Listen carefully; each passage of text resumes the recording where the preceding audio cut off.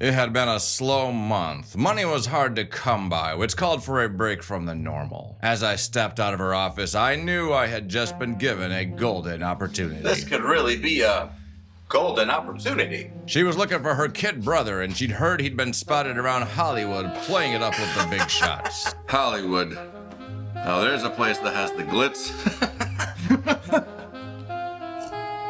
and the glamour. As I reviewed the footage, I started to get a clear picture. The glitz, the glam, the special effects, the scandals. This had it all. My God, this series has it all. It was time to present my findings, and hopefully this time there'd be no funny business. Miss Potts? Miss Potts, I've cracked the case. Let's discuss.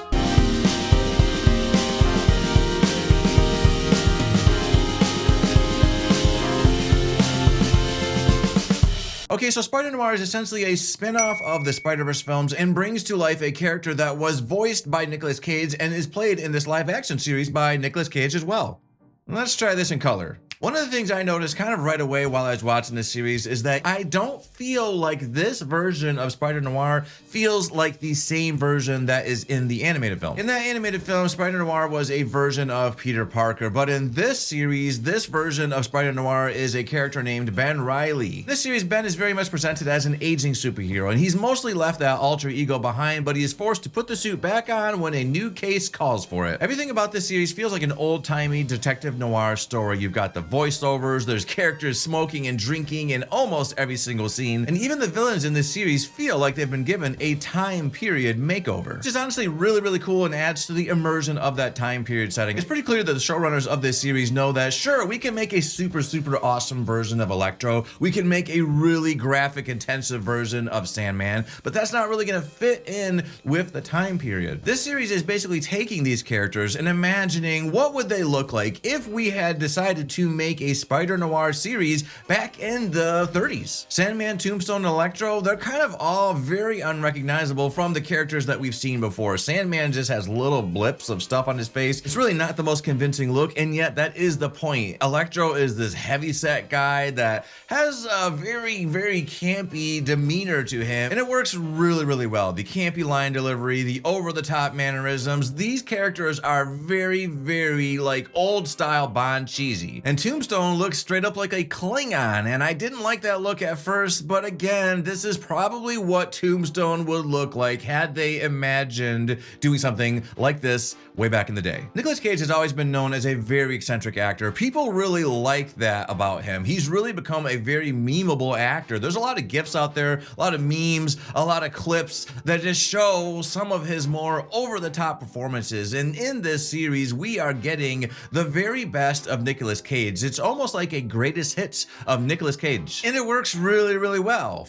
for the most part. I do feel kind of awkward having to mention this because yeah, I understand that this is the year 2026 and Nicolas Cage has been steadily aging every year just like the rest of us. However, I do feel like I really had to stretch my imagination at times to believe that this character was doing some of these maneuvers looking at Nicolas Cage. Web slinging, the fight scenes, it's extremely obvious that this is not Nicolas Cage doing these things, and that does kind of create a bit of a disconnect between Ben Reilly and the Spider, because I'm just thinking, no, this is not the same person. I think a good solution to fix this would have been to make it so that when he is fighting, when he is swinging, he looks a bit more his age. They do mention occasionally that he looks like he's past his prime, that he's over the hill, and yet at the same time, the characters are saying this about the Spider while he's doing moves that look kind of like a 20-year-old. So at times he moves really like age appropriate, but at other times you can just tell that this is a CGI stunt double thing going on, and it just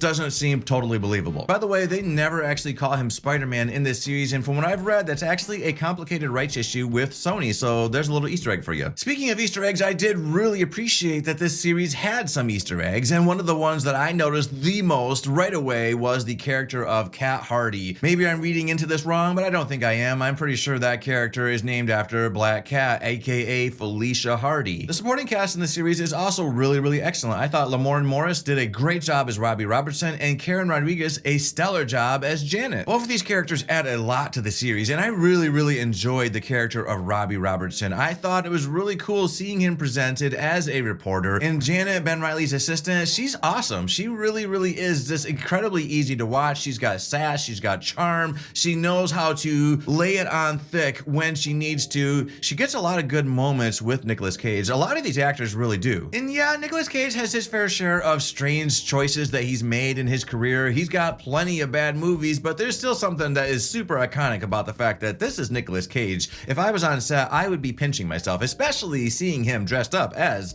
the Spider. Brandon Gleeson plays a villain in this series, and I suppose one thing I liked about him is the fact that this guy is clearly having a blast playing a straight up Irishman. He does not try to change his accent at all. He is essentially playing himself with a villainous touch. This is another iconic actor that, to my knowledge, has never been in a superhero movie or anything like that, so I kind of felt like seeing him in the series was a bit of like a graduation, like, hey, welcome to the superhero genre. I suppose I should touch a little bit more on Kat Hardy, because this is a really important character to this series. She really has a big impact, and she's kind of the driving force behind everything that takes place in this series, and Jun Li really did an excellent job bringing out the mysterious intrigue of this character. She is a character who has been through a lot. She's got those battle scars, and yet she hides it all with a nice smile, and you can tell that she is hiding it, and I like that about her. Her character definitely seems extremely layered, and another great performance for sure. But I will say, I drew some serious comparisons between the way this character is portrayed in this series and the way Selina Kyle was portrayed in that movie The Batman with Robert Pattinson.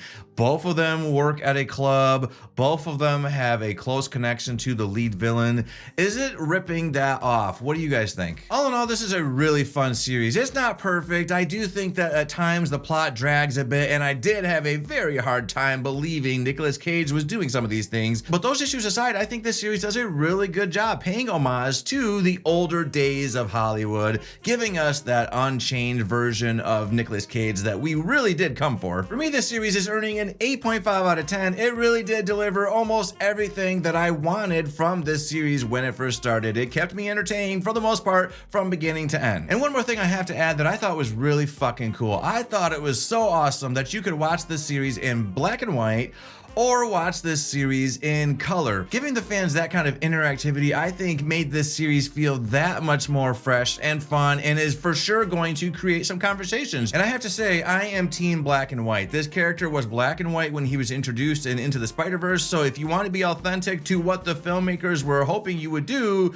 you should watch the series in black and white. But I know some of you are going to watch it in color anyways, and I'm not going to judge you. I'm not going to judge you. Put your thoughts on this series in the comments. Later.